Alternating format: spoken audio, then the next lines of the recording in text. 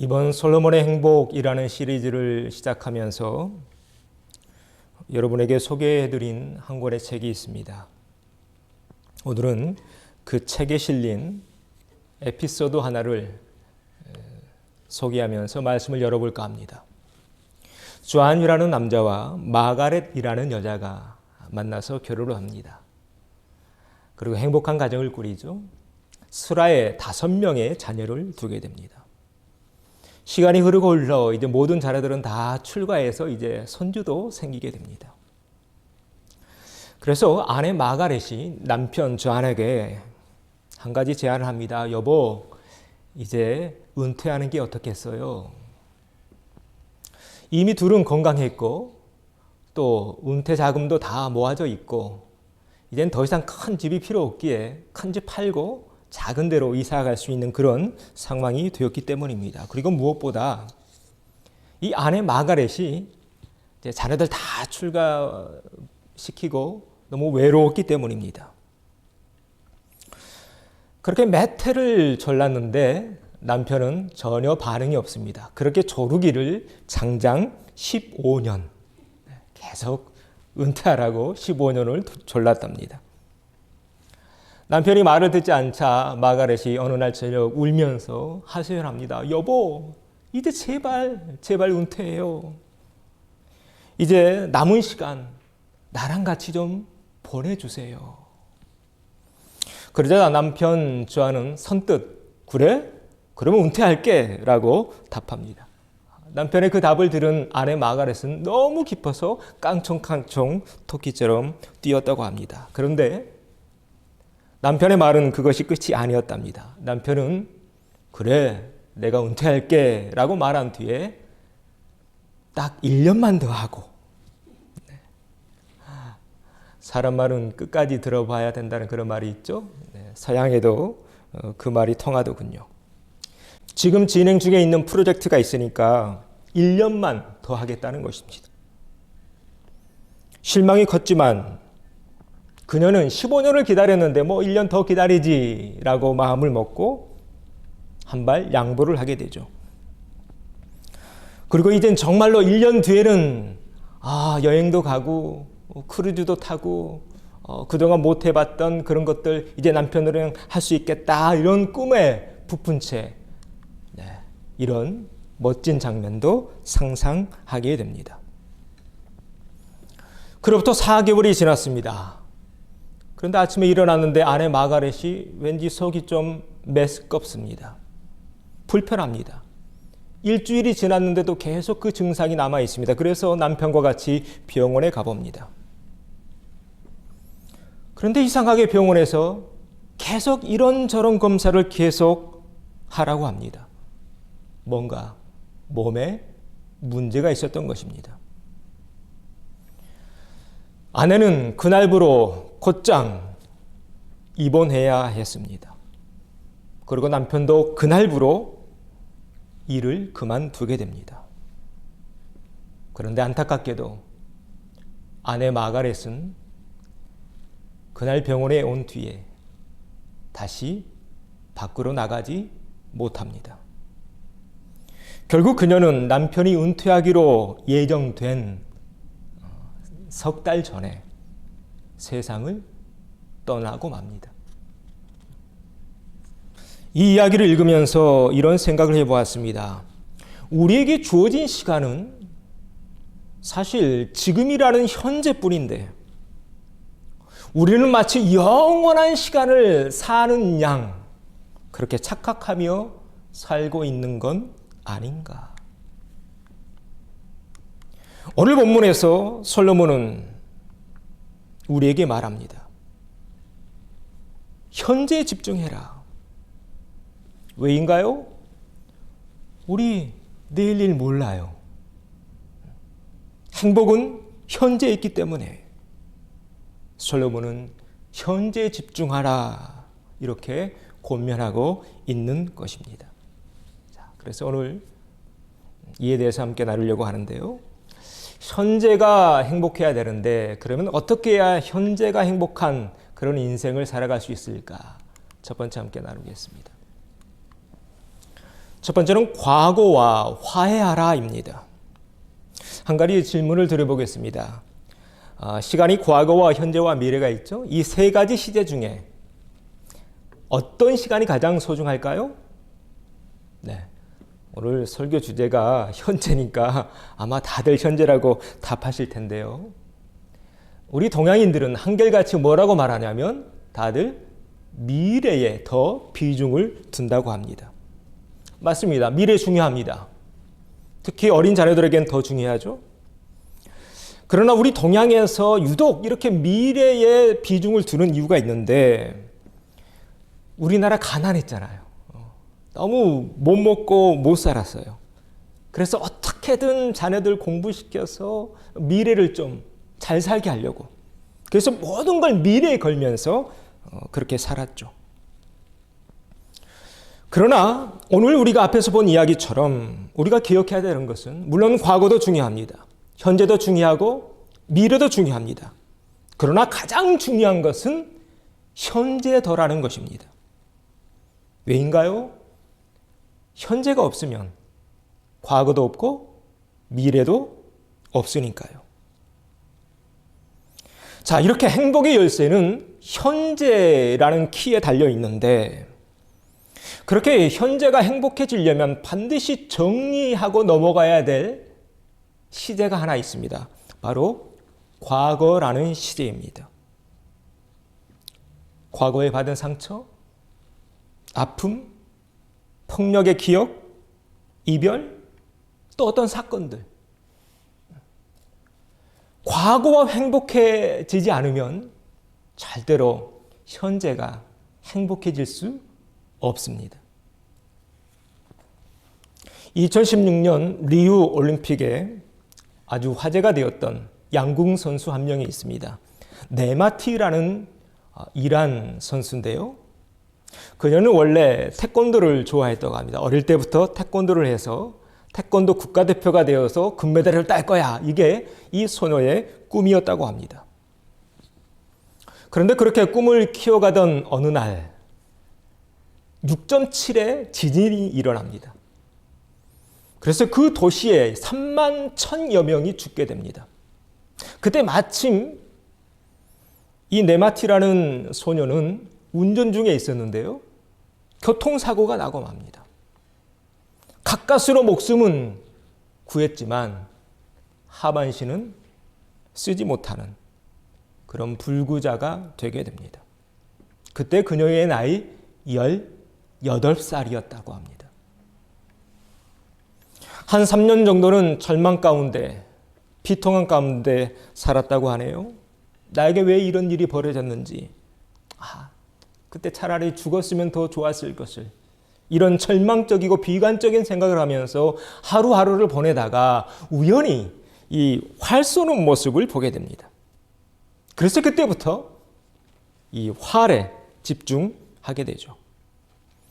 그리고 각고의 노력 끝에 2012년 런던 패럴림픽 장애인 올림픽에서 금메달을 땁니다.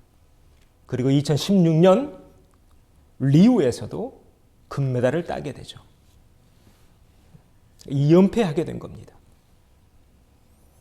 이런 그녀의 이야기는 당시 모든 이들에게 큰 감동을 주었습니다. 자, 우리의 과거를 어떻게 할 것인가? 이렇듯 우리의 과거, 우리의 지나간 시간은 다시 되돌릴 수도 없고 바꿀 수도 없을 것입니다. 그리고 그 시간들은 이렇게 우리 몸과 마음에 돌이킬 수 없는 흔적을 남기기도 하죠. 그러나 중요한 것은 그 과거가 여전히 나의 현재를 붙잡게 놔둘 것인지 아니면 거기서 훌훌 털어버리고 새로운 미래를 향해 전진해 나갈 것인지는 전적으로 나의 선택에 달려있다는 것입니다. 바로 그 사실을 이 소녀의 이야기를 통해서 보게 되죠. 여러분, 과거는 한 가지 특징이 있는데요. 과거는요, 화해하지 않으면 절대로 나를 떠나지 않는다는 것입니다. 물귀신처럼 계속 나를 따라다니죠. 계속해서 그래서 나 자신을 책망하거나, 자책이라고 하죠. 아니면 타인을 원망하거나, 그때 내가 운전하지 말았어야 됐는데, 이런 자책. 그때 그 사람이 운전 제대로 했으면 내가 이렇게 되지 않았을 텐데, 이런 원망. 아니면 그때 왜 신은 지진이 나게 했는지, 비가 오게 했는지, 눈이 오게 했는지, 왜 하나님은 나를 태어나게 했는지, 이런 하나님을 향한 원망. 그렇게 계속 원망이나 자책을 하면서 살게 되면 우리는 어디에 갇히게 될까요? 과거라는 시계에 갇혀버리고 맙니다. 사랑하는 형제자매 여러분, 혹시 화해하지 못한 과거가 있으십니까? 혹시 화해하려고 해도 화해가 되지 않는 그런 시간들이 있으십니까? 아주 유명한 격언이 하나 있는데요. 이 격언 들어보셨을 겁니다. 원수는 물 위에, 은혜는 바위에 새겨라. 들어보셨죠?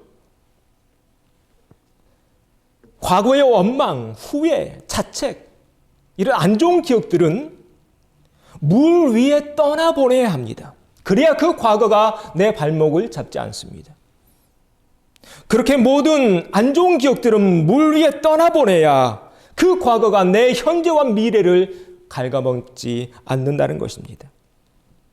바라기는 오늘 이 아침에 과거의 모든 안 좋은 기억들 다 떠나보낼 수 있는 복된 아침 되어지시기를 바랍니다.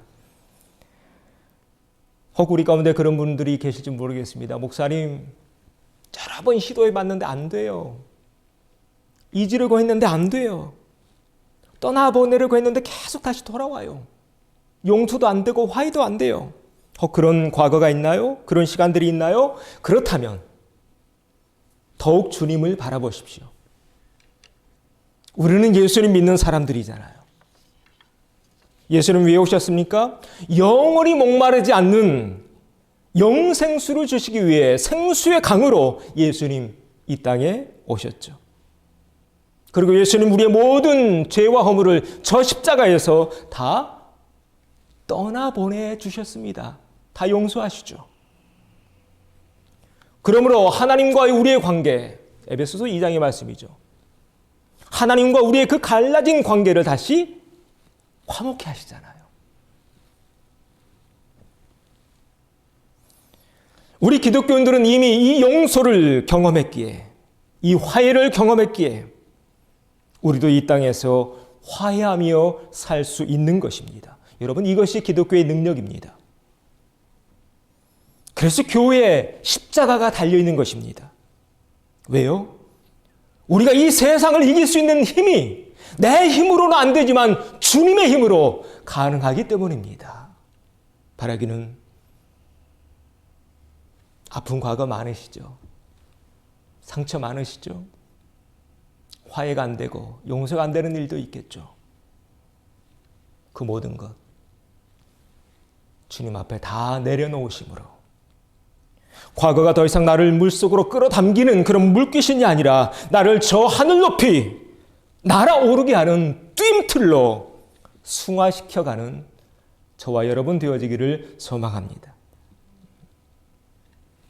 이게 첫 번째입니다. 현재가 행복하려면 나의 과거와 화해해야겠다. 두 번째로 넘어가 보죠. 두 번째는 지금을 소중히 대하라 입니다. 자, 오늘 본문 전도서 3장 솔로몬이 이렇게 고면합니다. 그러므로 나는 사람이 자기 일에 즐거워하는 것보다 더 나은 것이 없음을 보았나니 이는 그것이 그의 몫이기 때문이다. 이게 인생의 행복이라는 거예요. 내 목 안에서 행복을 누리는 것. 자, 그 다음이 더 중요한데요. 감탄사입니다. 그 뒤에 일어날 일이 무엇인지 보게 하려고 그를 도로 데리고 올 자가 누구 일이야? 무슨 말인가요? 우리는 아무도 내일 일어날 일 모른다는 것입니다. 우리는 현재만 살고 있더라는 것입니다. 그래서 복음성가에 그런 가사가 있죠. 내일 일은 난 몰라요. 하루하루 살아요. 그렇습니다. 우리 중에 내일 일, 아니 1분 1초 뒤의 일 알고 있는 사람 아무도 없습니다. 우리는 현재를, 지금을 살아갈 뿐입니다. 그래서 솔로몬이 전도서에서 그렇게 말하고 있는 것입니다. 현재 속에서 행복을 찾아야 돼. 지금을 소중히 여겨야 돼. 자, 이렇게 행복은 현재 속에 있는데요. 우리가 현재 속에서 행복을 찾으려면 우리가 인생을 보는 관점을 조금은 바꿀 필요가 있는데, 여러분, 우리 인생은 직선일까요? 점선일까요? 네. 위가 직선이고 아래가 점선입니다. 우리 인생이 직선인 것 같습니까? 점선인 것 같습니까? 조금 어려운 질문인가요? 좀 철학적이죠? 좀 쉬운 질문으로 바꿔보겠습니다. 그러면 여러분은 여러분의 인생이 산 꼭대기 정상을 향해 올라가는 등산인 것 같습니까? 아니면 동네 뒷마당을 산책하는 그런 산책인 것 같습니까? 이 질문도 어렵나요? 물론 인생에서 등산도 필요하고 산책도 필요하죠. 그런데 이 등산과 산책의 차이가 뭔지 아십니까? 산 꼭대기만 보면서 가는 것, 다른 거 못 보면서, 정상만 보면서 가는 것, 이것이 등산입니다. 반면에 인생길을 걸어가면서 새도 보고 나무도 보고 들것도 보고 옆에 있는 이웃들도 보고 친구들도 보고 오손도손 이야기하면서 가는 것, 이것이 산책입니다. 자, 이제 이 둘 차이를 좀 아시겠죠? 우리가 인생을 직선으로만 본다면 산 꼭대기에 도착해서 거기에 깃대를 꽂았다고 해도, 여러분, 산 꼭대기에 올라가면 뭐가 보이시던가요? 사실 아무것도 안 보입니다. 망망한 바다, 아니면 하늘, 아니면 끝없는 산봉우리, 이런 것이 다죠. 그러나 산책은 다릅니다. 점선적인 삶은 다릅니다. 거기에는 쉼이 있고 안식이 있고 인간미가 있고 정감이 있습니다. 새들과 대화를 나누고 들꽃과 대화를 하며 흘러가는 구름 맑은 시냇물 소리에 귀를 기울일 수도 있습니다. 순간순간이 새롭고 순간순간이 의미로 채워져 갑니다. 완행열차처럼 정차하는 순간마다 새로운 사람으로, 새로운 이야기로, 새로운 그림으로 한 장 한 장 사진첩이 완성되어 가죠. 이것이 산책입니다. 이것이 또한 이 점선적인 삶입니다. 오늘을 사는 우리의 가장 큰 비애가 이것이 아닌가. 너무 바빠요. 너무 빨라요. 목적만 이루려고 해요. 산 꼭대기만 도착하려고 해요. 그러니까 아무런 추억이 없어요. 인생에 아무 스토리가 없어요. 너무 메말라가요. 모든 것이 숫자로 평가되고 숫자로만 가치가 매겨지는 그런 매정한 시대에 우리가 지금 살고 있는 것 같습니다. 그래서 이 시대의 가장 큰 피해자는 우리가 아닌가. 그래서 우리는 행복하지 않는 게 아닐까. 오늘 인생의 끝자락에 선 솔로몬은 이렇게 고면합니다. 앞만 보고 달리는 삶, 그게 다가 아니야. 내가 살아봤더니 아니야. 그건 아니야. 다 헛되고 헛되고 헛돼. 진짜 삶은 지금이라는 시간, 지금이라는 현재. 하나님이 지금 나에게 주신 나의 목, 그 목 가운데 대표적인 게 옆에 있는 사랑하는 가족들이죠. 이것이 전도서의 주제입니다. 큰 주제 중 하나죠. 요즘 코로나 때문에 밖에도 못 나가고 아이들도 학교도 안 가고 그래서 참 답답하시죠? 저희 가정도 그렇습니다. 대학 다니던 아이들이 다 집에 들어와서 온라인으로 수업 듣고 있는데요. 오늘 말씀을 준비하면서 이런 생각이 들었습니다. 애들이 이렇게 부모랑 함께 있는 시간이 이번이 마지막이 아닐까. 이제 좀 있으면 대학 졸업하고 또 좀 있으면 취직하고 또 결혼해서 다 떠나게 될 텐데요. 오늘 솔로몬의 이 권면 기억하십시다. 행복 어디에 있다고요? 현재에 있습니다. 지금이라는 시간 속에 있습니다. 현재 속에서 행복을 갖고 가는 저와 여러분 되어지기를 바랍니다. 세 번째로 넘어가 보죠. 세 번째는 미래를 바라보라. 우리가 현재, 물론 중요합니다. 행복, 현재라는 시간 속에 있습니다. 그러나 우리가 현재 속에서 행복을 찾아가야 하지만 한 가지 주의해야 될 것은 현재라는 시간 속에 함몰되어져 버리면 안 된다는 것입니다. 왜요? 현재라는 시간 속에만 함몰되어져 버리면 자칫 인생이 쾌락주의로 빠지게 돼요. 그런 노래 있죠. 노세 노세 젊어서 놀아. 이렇게 인생이 흘러가면 안 된다는 이야기입니다. 서양 철학사를 보니까 쾌락주의의 역사가 꽤 길더군요. 그 쾌락주의의 시조가 누구냐면 기원전 5세기에 살았던 그리스 철학자 데모크리토스입니다. 그는 그런 말을 남겨요. 분필을 쪼개면 원자만 남는 자. 자, 여기서 원자라는 단어가 처음 등장합니다. 기원전 5세기에.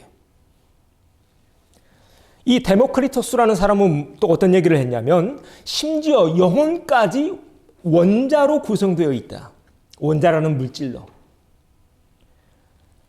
그러면서 육체를 구성하고 있는 원자가 흩어져 버리면 육체가 없어지듯이 정신을 구성하고 있는 원자도 쪼개지고 없어져 버리면 이 정신, 영혼도 사라져버리고 만다. 이런 얘기를 했던 사람이 데모크리토스입니다. 그래서 그는 영혼의 존재, 사후의 세계를 부정하죠. 자, 이 사람 사상이 굉장히 중요한데요. 왜냐하면 기원전 5세기에 이 데모크리토스라는 사람의 이 사상을 기초로 우리 인류의 쾌락주의가 나옵니다. 그리고 유물론 사상이 나옵니다. 여러분, 유물론이 뭡니까? 모든 게 다 물질로 구성되어 있다. 이 말을 처음 했던 사람이 바로 데모크리토스입니다. 그래서 유물론은 자연스럽게 쾌락주의로 흘러갈 수밖에 없습니다. 왜인가요? 어차피 다 끝이잖아요. 죽으면. 그러니까 살아있는 동안 즐기면서 살자. 이런 사상이 나오게 되죠. 그 사상이 언제 나오냐면 로마 시대에 나옵니다. 에피쿠로스라는 사람입니다. 인생의 목적은 쾌락에 있다. 로마 전체를 감형시켜버리죠. 그래서 로마 전체가 쾌락주의에 빠집니다. 향락주의에 빠지고 계속 먹죠. 로마 역사를 보면 계속 먹는 낙을 즐기려고 어떻게 했냐면 먹은 다음에 이 꽁털로 이 목젖에 넣어가지고 먹는 걸 다 개워냅니다. 그리고 또 먹습니다. 그런 파티를 몇 주 동안 반복하며 살았던 사람들이 로마입니다. 왜 그랬을까요? 바로 이 사람의 사상 때문에 그렇습니다. 인생의 목적은 쾌락에 있다. 유럽의 역사가 이렇게 흘러가고 있었는데요. 그래서 하마터면 유럽의 역사가 쾌락주의로 끝날 뻔했는데 유럽을 구원해낸 종교가 탄생합니다. 어떤 종교인가요? 바로 우리가 믿는 기독교입니다. 사도 바울 특별히. 사도 바울이 기독교를 탁월하게 해석하죠. 그게 다가 아니야. 우리에겐 저 영원한 세계가 있어.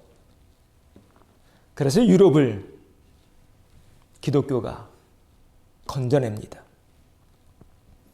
그러면서 역사는 계속 흘러가는데 19세기쯤에 칼 막스가 등장합니다.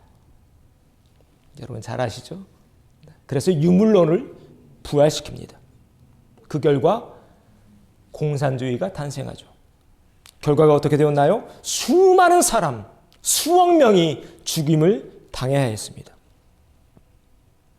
비록 지금은 공산주의가 실패로 돌아갔음이 역사로 증명되었지만 기원전 5세기부터 시작된 이 유물론적 세계관은 오늘날에도 여전히 막강한 영향력을 미치고 있습니다. 왜인가요? 물질 만능주의의 뿌리가 바로 그 유물론에서 나오니까요. 오늘 이 귀한 아침에 서양의 이 철학의 흐름을 잠깐 훑어보고 있는 이유는 우리의 행복이 현재에 있는 게 맞지만 현재라는 시간 속에 또 갇혀버리고 그 시간 속에 함몰되어져 버리면 자칫 이런 역사의 오류, 이 역사의 함정에 빠질 수 있기 때문에 그렇습니다. 이에 솔로몬은 우리에게 한 가지를 경고해요. 바로 이것. 묵시가 없으면 방자히 행하거니와. 무슨 말인가요? 한마디로 꿈이 없는 백성, 비전이 없는 백성, 미래가 없는 백성은 망한다는 것입니다. 여러분 그렇죠? 꿈이 없고 비전이 없으면 인생이 방향을 잡지 못하죠. 그래서 망하는 것입니다. 그래서 우리 사람에게는 반드시 길잡이 별이 필요합니다. 북극성인데요. 여러분 옛날에 그 배를 항해하는 항해사들이 그 깜깜한 밤에 저 북극성을 보면서 이 항로를 찾았다고 하죠. 그리고 비행기를 운전하는 파일럿들도 그 공군사관학교에서 이 북극성을 보면서 위치를 잡는 그런 훈련을 한다고 합니다. 또 성경에도 그런 장면이 나오죠. 동방박사 뭘 보면서 따라가나요? 별 보면서 따라가죠. 바로 그것입니다. 우리 인생에는 반드시 내 인생에 길잡이 별이 있어야 한다는 것입니다. 이렇게 우리에게는 반드시 길잡이 별이 필요한데요. 그 길잡이 별이 뭘까요? 바로 미래입니다. 꿈입니다. 비전입니다. 특별히 우리 기독교인들이 궁극적으로 바라봐야 할 미래가 있는데 그 미래가 뭘까요? 바로 우리의 본향, 하늘나라죠. 그래서 히브리서 기자는 이렇게 말합니다. 이 사람들은 아브라함을 비롯해서 많은 믿음의 선조들을 얘기하죠. 이 사람들은 다 믿음을 따라 죽었으며 약속을 받지 못하였을 때 그것들을 멀리서 보고 환영하며 또 땅에서는 외국인과 나그네 임을 증언하였으니 그들이 이제는 더 나은 본향을 사모하니. 여러분 본향. 명절이어서 다 고향에 가고 있던데 물론 코로나여서 정부에서는 오지 못하게 하고 있고요. 자, 우리의 본향이 있다는 거예요. 저 하늘나라. 더 나은 본향을 사모하니 곧 하늘에 있는 것이라. 본향을 바라봐야 한다는 것입니다. 길잡이 별이 있어야 한다는 거예요. 이에 솔로몬도 전도서 맨 마지막 장에 이런 말을 남깁니다. 너는 청년의 때에 너의 창조주를 기억하라. 곧 공고한 날이 이르기 전에 나는 아무 낙이 없다고 할 해들이 가깝기 전에 해와 빛과 달과 별들이 어둡기 전에 비 뒤에 구름이 다시 일어나기 전에 그리하라. 창조주를 기억하라.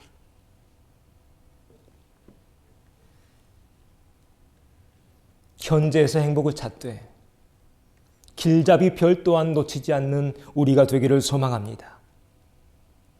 우리의 본향, 우리 주님 계시는 천국 바라보며 하루하루를 살아가는 우리의 인생의 여정 되어지기를 소망합니다.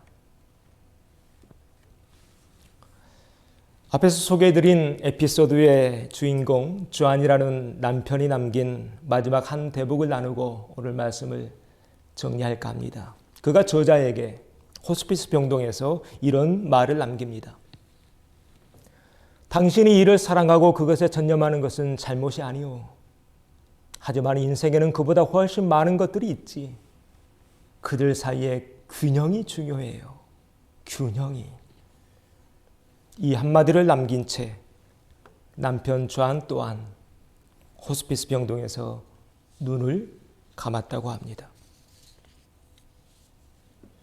사랑하는 형제자매 여러분, 기억하십시다. 행복 어디에 있다고요? 현재, 지금이라는 시간 속에 있습니다. 그리고 동시에 기억해야 될 것은 우리의 발은 현재라는 시간, 현재라는 땅 위를 딛고 있지만 우리의 눈은 길잡이 별 되신 주님을 놓치지 않아야 된다는 사실입니다. 그렇게 균형 잡힌 삶을 살아갈 때 행복이라는 선물이 우리에게 주어집니다. 하나님이 우리에게 허락하신 인생이라는 시간 속에서 행복을 누리며 만끽하며 사는 우리 모두가 될 수 있기를 주의 이름으로 축원합니다.